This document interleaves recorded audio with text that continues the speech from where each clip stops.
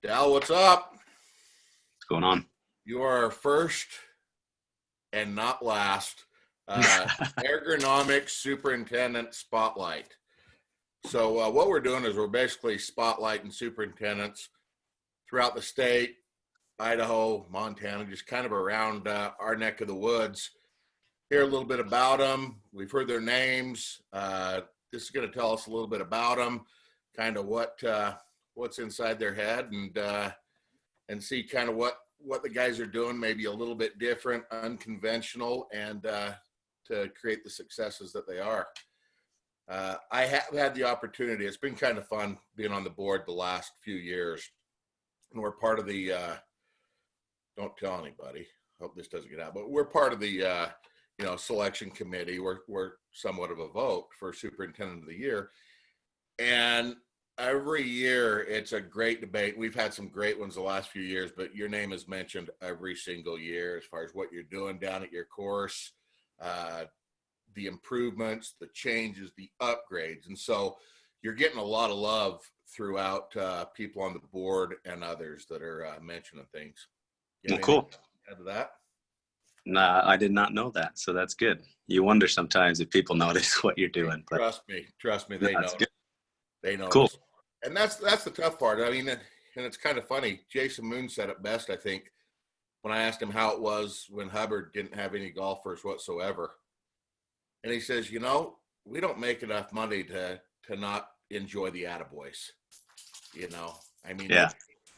And especially when it's your peers that are talking about you, that tends to mean a little bit more than just your average player, I feel. Right. No, I'd agree with that completely. So yeah, it's a lot of fun kind of listening to those conversations.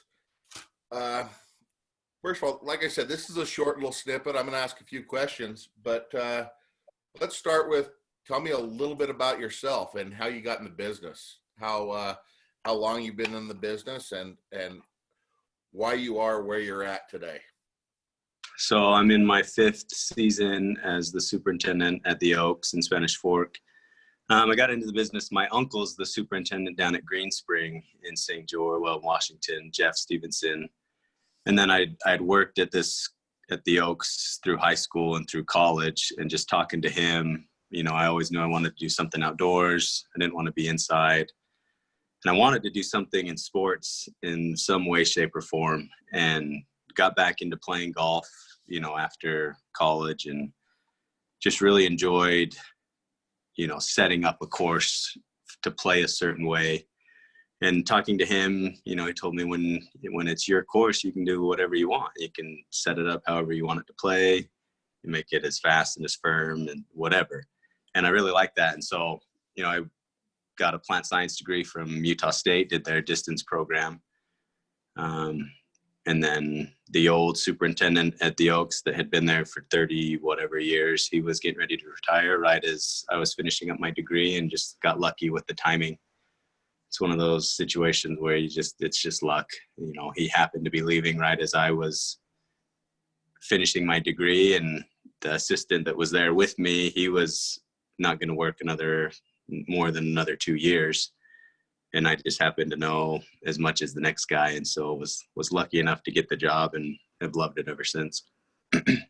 That's awesome. So would you consider Jeff, your uncle, would you consider him your mentor, or is there others?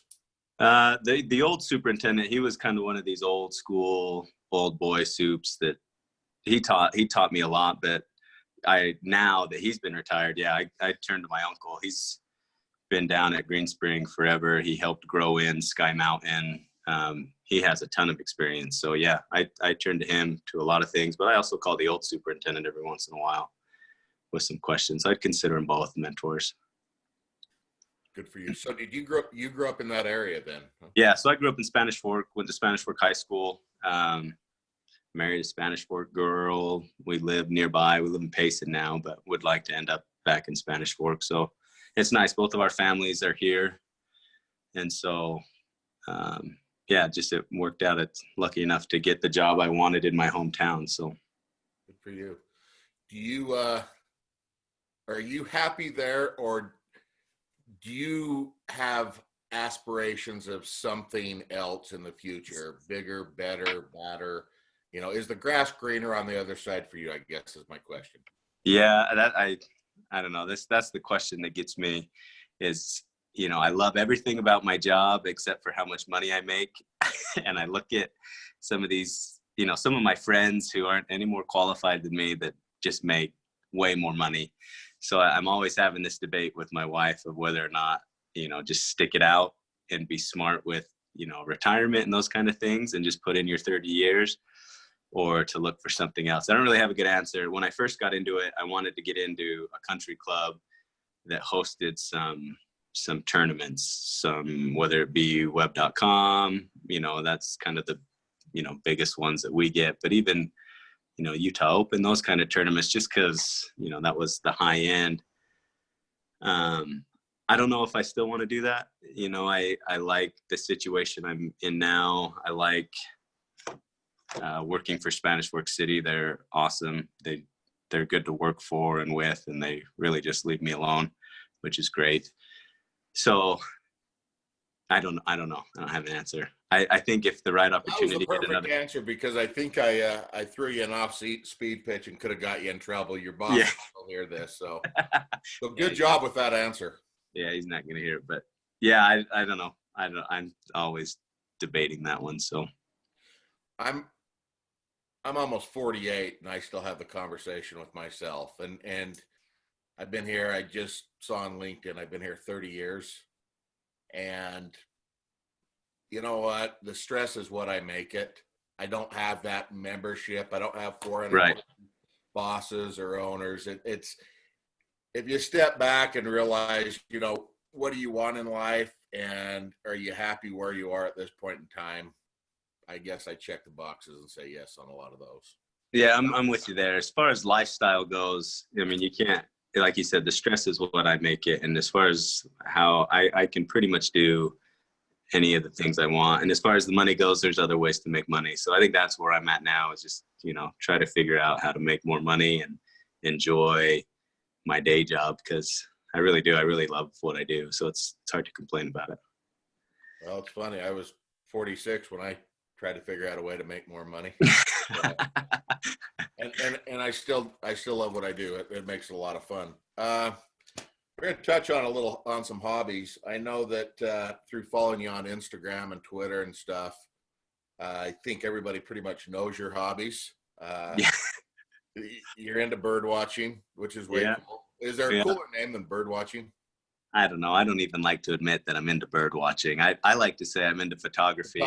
Dude. The only thing I take pictures of birds. You're into bird watching. Yeah, I know. So, yeah. But what people might not realize, you're a hell of a player. You did win was it 2 years ago that you won the chapter championship? Yeah. How long have you been playing? When you decide to grind and take it pretty serious, what level did you play? Did you play in high school? Did you play college? Did you want to play college? Where are you at with that? So I played in all the UJGA stuff, played with the Finau boys, you know, that age group, and was pretty good, you know, through the 12 to 15 age range, you know, won a couple tournaments, was second and third in a lot. But I just couldn't hack it mentally at that age. I'd get so frustrated, you know, playing a amazing round for 17 holes and blow it up on one hole.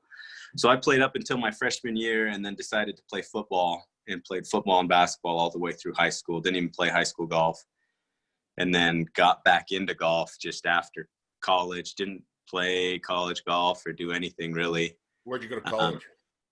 Well, Utah State's distance. I bounced around. You know, I did a semester up at the U. You know, I did some classes at UVU, and then after my wife and I got married, we were down at Snow for a year, and then decided to both do their distance program. So we stayed around here. I think their campus was in Orem. But I didn't really start playing consistently enough to really be good until I started working at the golf course. Now I play to a zero handicap. I think if I had a half decent putting stroke, I think I could shoot some pretty good scores, but I end up just around par as it goes. So that's pretty good for a suit, because I mean, it's tough to get that work-life balance, and it definitely looks like you've pulled that off. Well, I've talked to a number of superintendents, and the old soup that I played for, he never played. And, I've talked to a number of superintendents that don't play. And so I've made it a point to not let myself get sick of the game. It's hard to not get sick of being at the course sometimes, especially towards the end of the year, where you just don't want to be there anymore. But I've made it a point where if I'm getting tired of work, then I'll let golf be a release where I can just go play, just go see how things are. So I try to play all 18 at least once a week and make a point of doing it. And our pro, luckily enough, he encourages it. He wants me to play as much as I can, just to see how the course conditions are. And I like it because I get to see kind of in real time how the changes we make to our maintenance affects play, which is what I like to go see. So.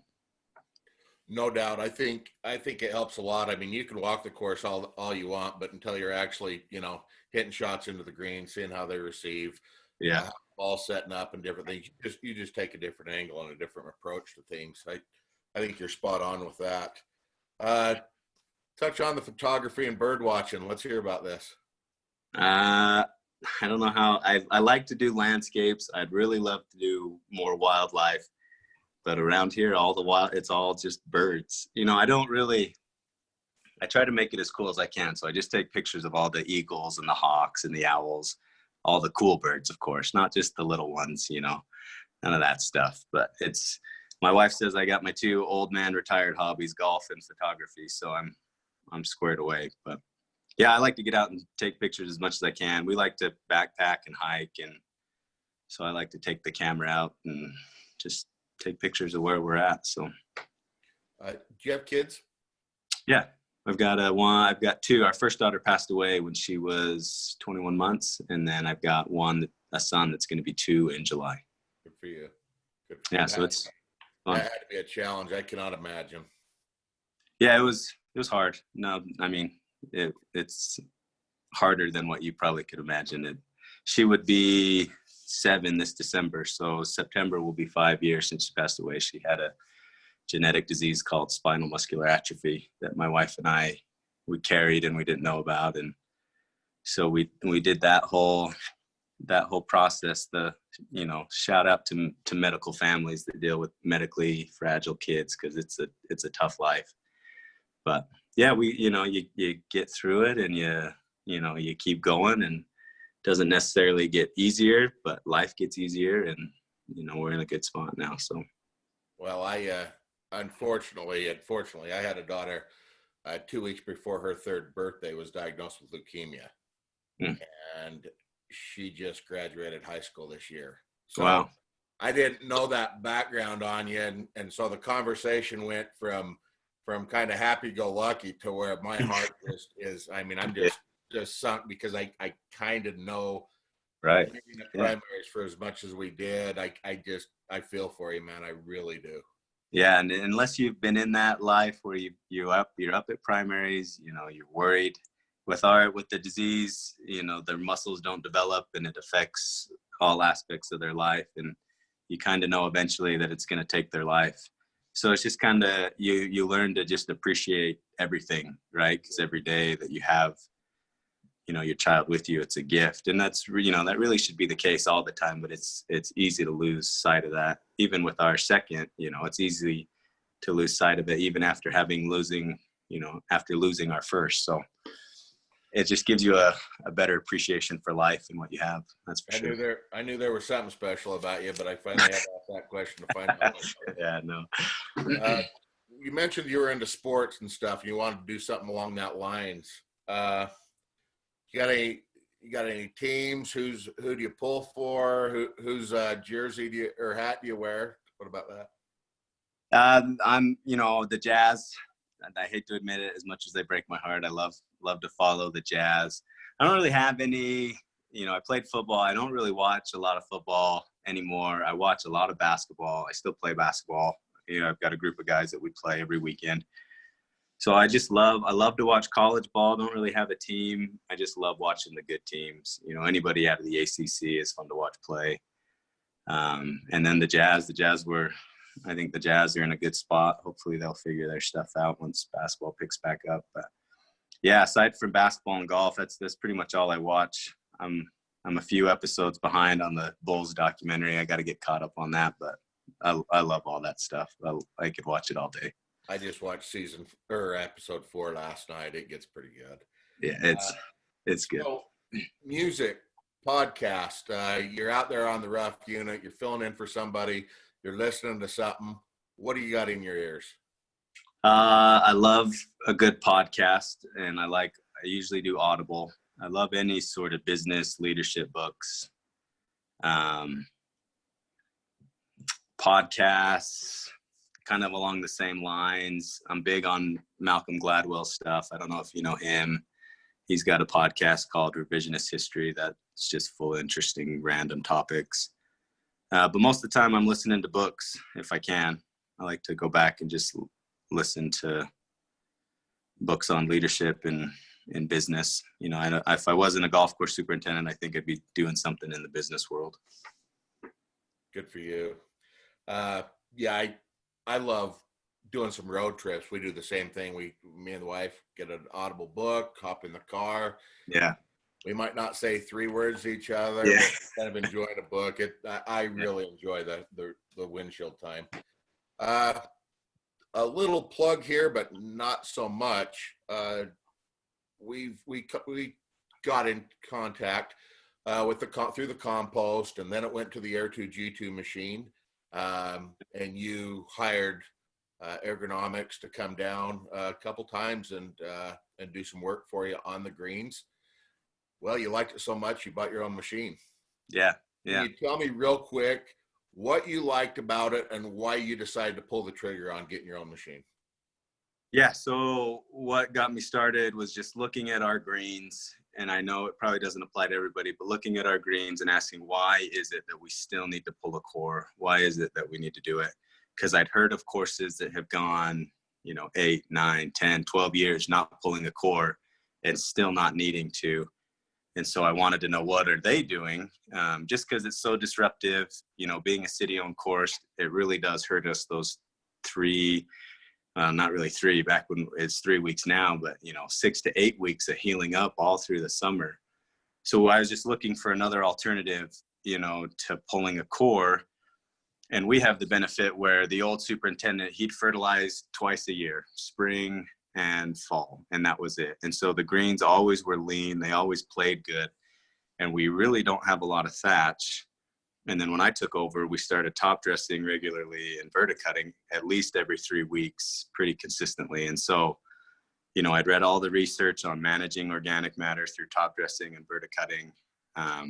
And so I thought, why don't we what I needed was a way to move water through the profile, keep water draining through, because we have a tendency to get a little tight and hold water. And so I thought, God, if this Air2G2 will move water through, we'll get water into the profile. We're already managing our thatch layer. We're not getting any more building up. So let's try it. And we did it for 3 years and liked it. And we're like, we just need to buy our own machine, because if we did it for another 3 years, we'll have paid you what we could have purchased a machine for. And so this year is our first year that we bought it. And I just like that now that I have it, I can go out and do it, consistently throughout the year, instead of just punching holes with the machine once a year like we were doing with you. We can go out and hit all the greens that need it. Some greens only need it once or twice a year, and some, we got to keep water moving through them through the whole time. But I think if it's been great for us, because now we don't have to pull a core, we're managing our thatch layer, and the surfaces play good, and we don't disrupt them, and they don't have to heal for 6 weeks. So it's been everything I'd hoped it would be. And then what I'm doing is taking soil tests. I got soil tests done for the first time 2 years ago, and we'll just consistently take soil tests. And if that organic matter percentage starts to creep back up, then sure, we'll go pull a core, maybe pull a core every 5 years. But if we don't have to, we're not going to do it. I love it. I just love the way that some of the younger guys will think outside the box a little bit. Don't just do it because. Because that's what we're used to doing. Right. Is the wrong answer. And in my first few years, we did it just because that's what we always did, And I got looking at our greens and going, there's there's no thatch even there. Like you can't, we're so thin, and I just feel like our grass is just right on the surface of the soil. And so I didn't really feel like there was a need to. And so I just looked for another way to move water, top dress. And so it's been good. It's been awesome not to have to. And the other thing was we didn't pull a cord till the first week in May, because of our open is the last week in April every year. That's one of the bigger opens in the state, isn't it? It's always a huge event for us, and it's our biggest one, and it draws our best players. And so we always wait till after that to pull a core. So we're healing up all the way through May, all the way through June. And I just hated it. And so we tried it, and I don't know that it's for everybody. Like I talked to my uncle about it, and he skipped pulling a core for 1 year. And then the next spring, or I think it was in the fall, through the summer through the fall, his greens got so puffy that they'd scalp. So I don't know if it works for him, but on our surfaces, it's been perfect. That's awesome. I commend you for thinking outside the box a little bit. To close on this, and it's kind of funny because you are a young guy, but what advice would you give, quote unquote, young man, young woman getting into the industry, starting off gung-ho? What advice would you give them? My advice would be, don't hesitate to reach out to other superintendents. I think it's unique to our industry, and I think it's unique to superintendents in that, the competitor down the road, as far as another golf course, you could call them up and ask them any questions. And it's kind of the culture of superintendents just to give any information that'll help another superintendent. And I think that's huge. I think it's unique to us. And I think it's the only way, not the only way, but one of the best ways that you can grow and learn. And that's how I got the information from you. And it just builds this network. And through a lot of the stuff that you're doing, you just get to know all these other superintendents. My sister works for Paul up in Logan. I call all the way up to Logan and talk to him quite a bit, and figure out what they're doing. And if he's got information that'll help, he gives it to me. And if I've got some stuff for him, I'll give it to him. And I think that's unique to us. And I wish I would have done it more my first couple of years. I didn't know anybody. Sure. And so, you kind of got to meet people first. But I think not hesitating to ask and reach out and build those networks, it's so valuable to what you learn and how quickly you can learn. Well, brother, get back at it. I know you are busy. I don't know if you're going to go back to work, take pictures of birds, or play a little golf, but I know you got something to do. I learned a lot about you. That's what this is all about, is learning about people and kind of what's going on inside their head. Couldn't be happier to have you as the first spotlight here. I'm pumped. You're going to do some amazing things in your career, and I'm just excited I get to watch. Well, thanks for having me. Appreciate it. Thanks, brother. We'll talk to you. We'll see you. Bye.